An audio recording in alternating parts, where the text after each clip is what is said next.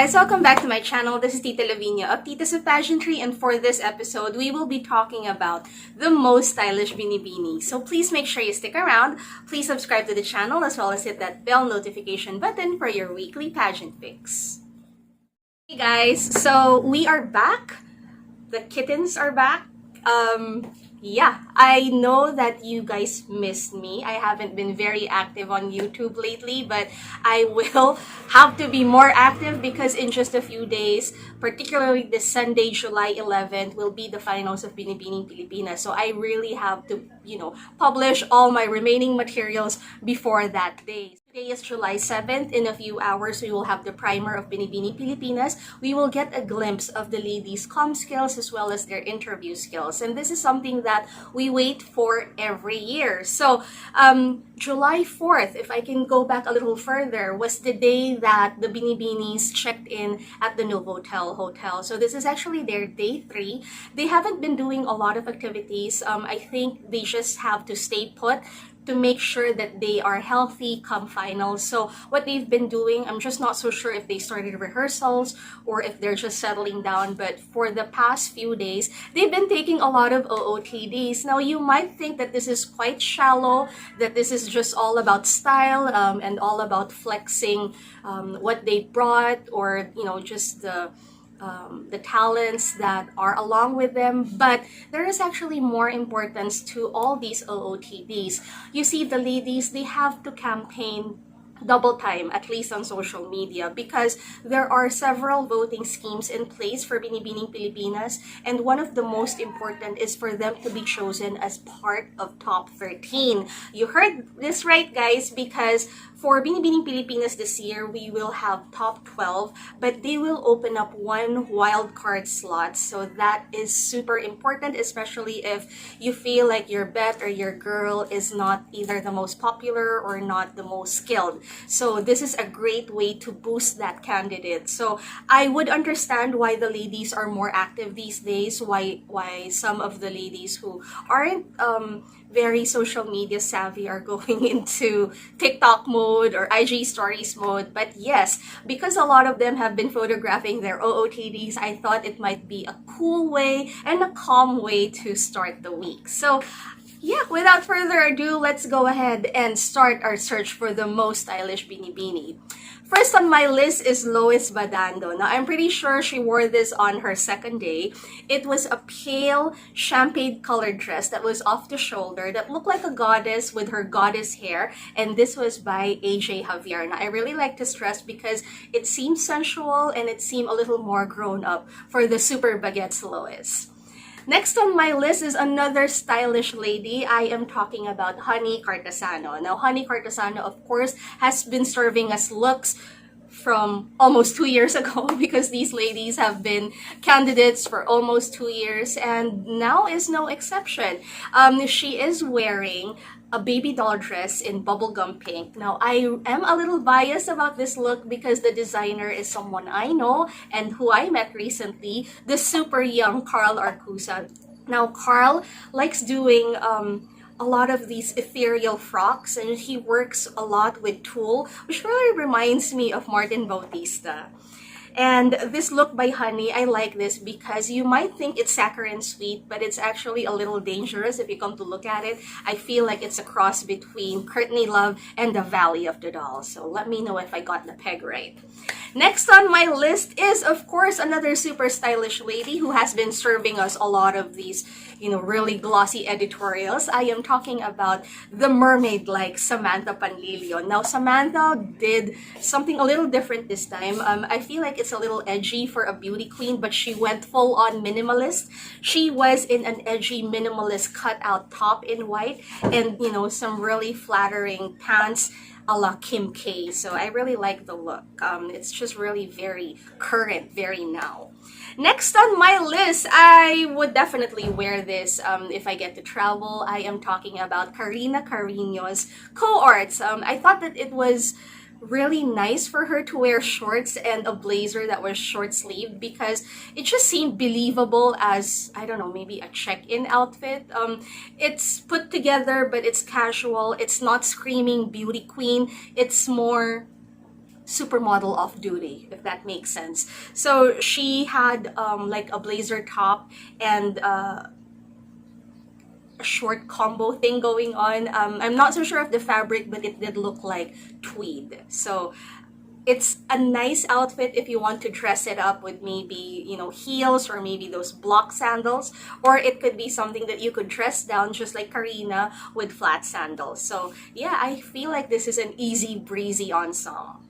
Next, I will be adding, of course, GCASH Di Makulangan. I think GCASH is so blessed. If you're not familiar, her sister is a designer. So you know, they have this model designer relationship going on. So GCASH has no problem with her wardrobe. And, you know, because she has been modeling a lot of her sister's materials, I feel like most of the things that she's been modeling or that she's been wearing are really very put together, very formal or semi-formal. But this time around, she went a little edgy. I really like the all black ensemble. It was very Johnny Cash. If I'm being very honest, the style is just a little too much for me, with the bicycle shorts, with the belt detail, with the blazer and the bag.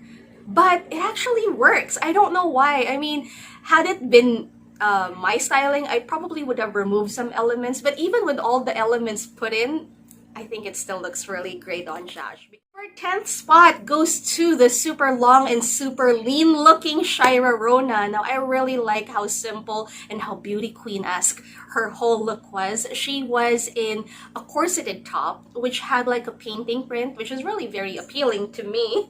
But I think what's genius about this look was it was also not just an OOTD look, it was an advertisement. So she was wearing jag jeans, and I thought that with her lean legs and her tall stature, the jag jeans really look really nice on her. Moving on to my next girl, number 9, I have, of course, the uber beautiful Alexandra Rosales. And I say uber beautiful, guys, because you have to see her in the flesh to really understand the Filipino beauty that she's marketing. But this time around, she is on my 9th spot because she wore an orange dress that it was ruched.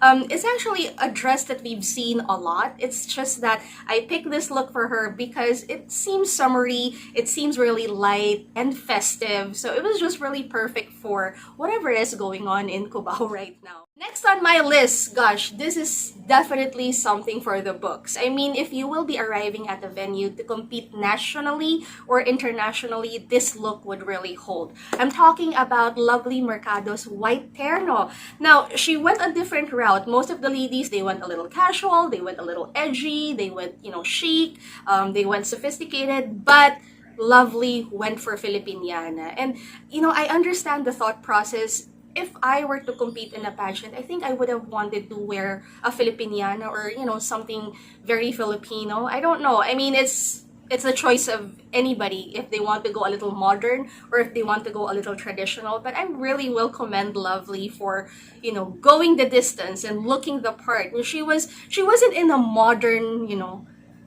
interpretation of a terno. It was a terno dress. She had pearls on, she had pumps. I mean, it was just very well put together. Maybe a little mature, but nevertheless put together. So she's definitely on my list because this is a look that you wouldn't be embarrassed to showcase maybe at the lunch with dignitaries or maybe dinner with, I don't know, businessmen or foreign guests. So this is really something that has Philippines, you know, stamped on the whole look. So kudos to Lovely and her team. Number 7 is also one of my favorites. I will be talking about Pat Babista. Now, Pat did not go for the beauty queen look. In fact, she went a little preppy. She went a little Ralph Lauren with her blazer look and jeans. And thank God she wore jeans. Not a lot of ladies wear jeans. So I'm really happy that she wore jeans this time and she dressed it up, but it wasn't too dressy that it was just, you know, pageantly dressy. I like that she's so current. This is her look, guys. I've met her a couple of times and I've seen how she dresses herself, like even in events. She's usually very minimalist, and her look, I would liken it to maybe your fashionable college classmates. So she really exudes that vibe. And I like her hair and makeup, with the preppy things going on. I don't know. I feel like she is just perfect for that type of look. Next, I have to go for Justine Felizar, the score awards. She wore this on the second day. It was all white, and I like that it wasn't fussy. You could really see her lines, you could really see her legs, and you could really discern her height because of what she was wearing. Nothing grand, or I don't know, did I just slip and say grand? Nothing really grand about the whole thing. I mean, there weren't any prints or any embellishments on what she was wearing, but whatever it was, it made her look really polished. So this is what I've been waiting for Justine. And because she did her makeup on her own, it just really gives us an idea on how ready Justine is. And yes, I did say grand earlier, and that was totally unplanned. Next, my number 5 stylish binibini will go to Nuriza Valerio. Now, I don't really get to see a lot of Nuriza in the countdowns or in like conversations, but I like this look. First of all, it's another cohort type of dress, this time with a blouse that's a little cropped and then a skirt. And the print, I know, reminds you guys of Pia's crop terno. So she was in an animal print, and I feel like this look is really very versatile. I like how she paired this with the Bragais heels, and it didn't look that bad. It looked really, really nice on her, in fact. And I like that, this is something that you could wear for brunch or maybe on a night out for a date. So it's a really cute look. And yeah, if it's in my size, I'll probably get it for myself. Number 4th spot, I will be giving this to someone I know a lot of you are waiting for. Now, let me give you a little bit of just an introduction before I introduce her. All I'm saying is that I really like the color yellow. I love the color yellow on dark, morena, or dusky skin. But little do you know, guys, that I actually love yellow on super pale skin. Now, I've seen this before. I've seen the marigold yellow or that shade of yellow on the likes of Michelle Williams when she wore a Vera Wang. If I'm not mistaken, Jessica Chastain also wore yellow.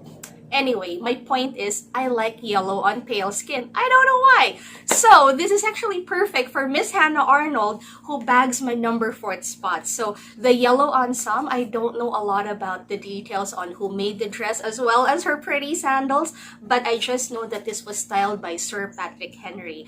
And yeah, it's bright, it's sunny, it's a great contrast to Hannah's pale skin. So, if she can channel this joy in a dress that is just so bright and fun and flirty, then yeah, I think that we are in good hands in terms of styling with Miss Hannah Arnold.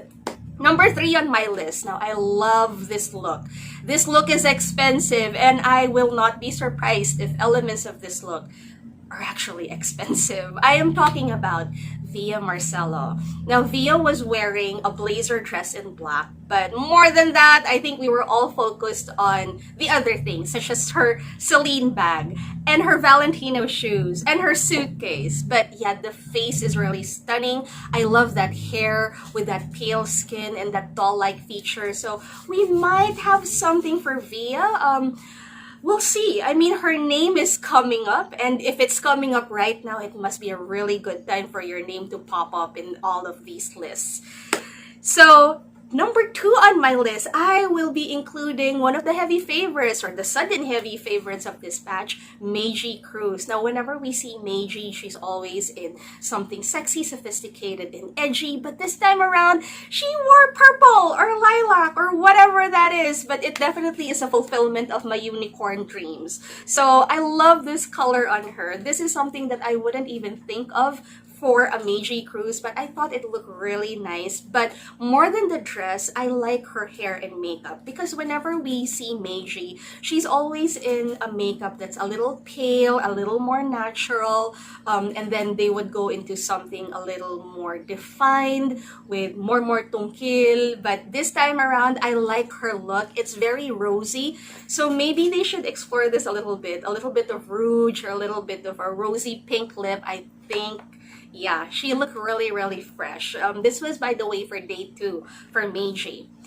Before I reveal my number one most stylish binibini, I would have to give a quick shout out to, I think, the face of the past few days, because the ensemble, the arrival dress or the arrival outfit, I wasn't too crazy about, but the face I'm super crazy about. I'm talking about Gabi Bashano, because when they released these photos, I felt that they got the makeup right, because Gabi does have a tendency to have to wear makeup that's a little strong, which makes her feature stronger as well. So yeah, kudos to that. I really love Gabi's hair and makeup. And for my number one spot, I will give this to the arrival outfit of the beautiful Maureen Montaigne.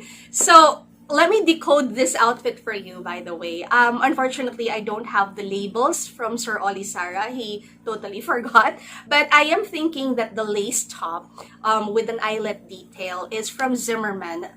Please, if you know the designer, please let me know in the comment section. But I have a good feeling that it's from Zimmermann, or if it's not, it does have that Zimmermann feel.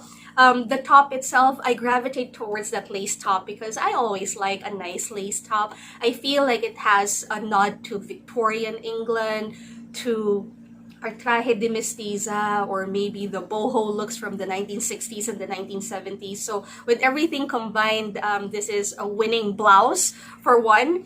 Number two, I really like the pants. Now, the pair of pants that Maureen wore is something that I've seen a lot with Sir Oli. I'm pretty sure he was the one who did the pants. I've seen this fabric. He's very fond of this fabric, but I've seen this in other colors such as teal and red. This is the first time I'm seeing it in ice blue, and I just like the look. It's vibrant, but it's you know, it screams Miss International, but it's not Miss International. Like, it's still Maureen. So I really like this. And I also like the earrings that they made her wear. It was a hoop type of earring with pearls. So I like that they didn't go for the studs and that they went all out. Everything seemed cohesive, but if you add in Maureen's face to that beautiful ensemble, that definitely is a winner. So I might have missed some of the looks, you guys, and I'm pretty sure that I missed those looks because these are the ladies who just uploaded their photos. So I'm so sorry I wasn't able to gather them for you, but these are the stylish looks from the past 2 days before I do my episode on my non-committal picks for Binibining. So I hope you enjoyed this one, guys. Thank you, and I will see you very soon. Goodbye.